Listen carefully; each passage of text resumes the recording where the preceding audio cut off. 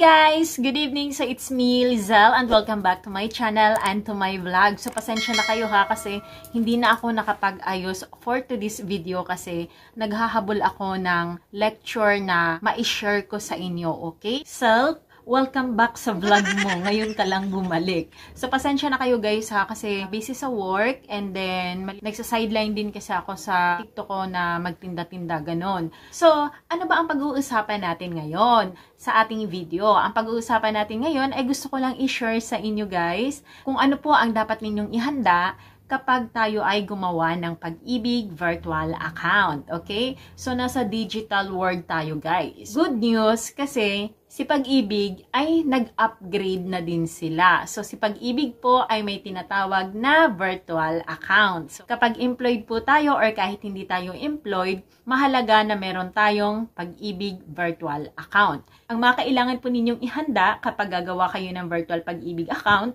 number 1, dapat ay meron kayong Pag-ibig Loyalty Card Plus. Mahalaga na meron tayong Pag-ibig Loyalty Card Plus. Kasi kung wala po tayong Pag-ibig Loyalty Card Plus, mas mahirap na gumawa tayo ng account. Pwede rin naman tayo gumawa ng Pag-ibig Virtual Account kahit wala yung Pag-ibig Loyalty Card Plus.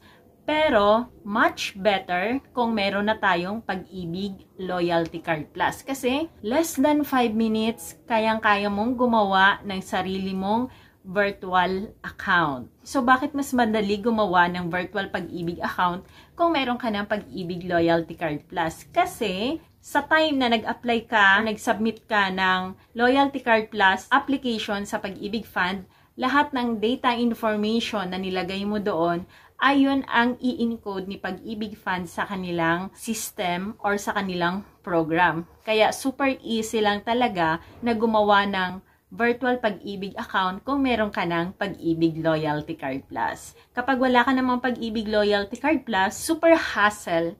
Why? Kasi ang dami mong kailangan na mga document na i-upload and then magsa-selfie-selfie ka pa. So, ayun. Number 1, kailangan natin ng Loyalty Card Plus. Kasi, kapag nag-apply na po kasi tayo ng ating virtual Pag-ibig account, i-enter kasi natin doon ang ating Pag-ibig NID number. Aminin ninyo, hindi nyo kabisado ang inyong Pag-ibig NID number. Kasi ako, aminado ako na hindi ko kabisado ang Pag-ibig NID number ko. Kaya mahalaga yung Pag-ibig Loyalty Card Plus. Sa Pag-ibig Loyalty Card Plus kasi, nasa harap ng card, yung may mukha natin, ay nandun ang ating Pag-ibig NID number. Yung 12-digit number. Mahalaga ang Pag-ibig Loyalty Card Plus na kailangan hawak mo siya or nandyan siya, naka-prepared na siya kapag gagawa ka kasi kailangan mo din kung anong bangko ang partner ng yung Pag-ibig Loyalty Card Plus. Yung bangko na partner ng ating Pag-ibig Loyalty Card Plus ay matatagpuan mo naman ito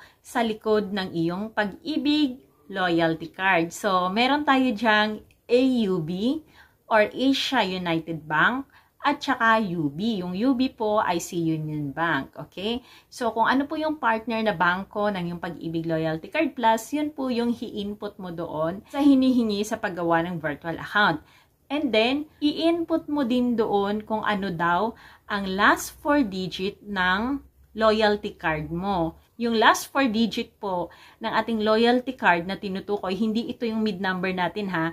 Ito ay matatagpuan pa rin natin sa likod ng ating loyalty card. 4 na number na nasa dulo, yung pinakahuli, ayan.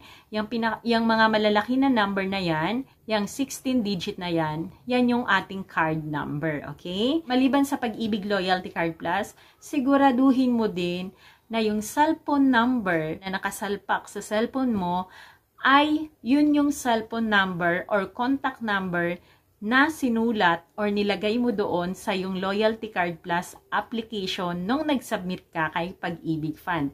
Katulad ng sinabi ko kanina, lahat ng data information na nilagay natin sa ating Pag-ibig Loyalty Card form nung nag-apply tayo, yun ang inilagay ni Pag-ibig sa kanilang program. Okay? Kaya kailangan yung cellphone number mo, make sure na ito ay active. Active siya hanggang ngayon. Kasi kapag yung cellphone number or yung contact number na nilagay mo doon sa loyalty card form, hindi na siya active ngayon, hindi nakasalpak sa cellphone mo, hindi ka po makakagawa ng virtual Pag-ibig account.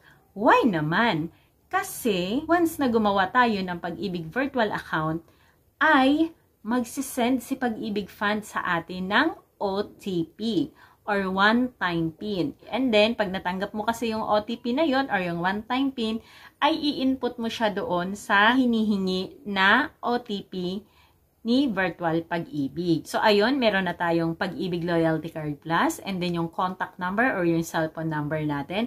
And then, pangatlo na mahalaga din sa lahat ay ang ating email ad or Gmail account. Yung email ad or Gmail account na tinutukoy ko sa inyo ay ito din yung sinulat mo doon sa yung Loyalty Card Plus application nung nag-apply ka. Magkasunod lang yung cellphone number at saka si email ad. Doon sa email ad natin, pwede yung email address ang gagamitin mo kung Yahoo Mail ka meron or kung Gmail account naman, yung Gmail mo ay pwede rin. So, alin man doon sa dalawa na nabanggit ko. As long as na-active siya at make sure na alam mo din yung password mo. Okay? So, bakit mahalaga din yon? Kasi, yung email account or Gmail account na registered mo doon kay Pag-ibig Fund ay yun po ang ating magiging username or user ID once na magkaroon na tayo ng virtual Pag-ibig account. And then, during the time na gumagawa ka or gagawa ka ng virtual Pag-ibig account mo, siguraduhin mo na naka-login.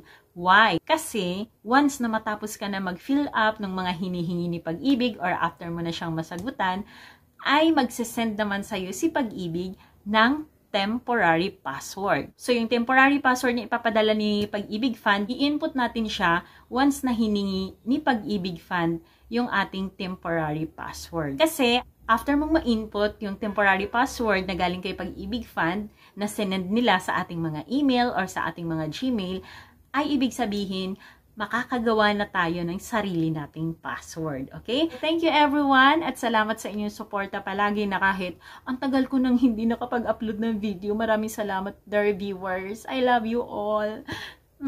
Bye guys. God bless and good night.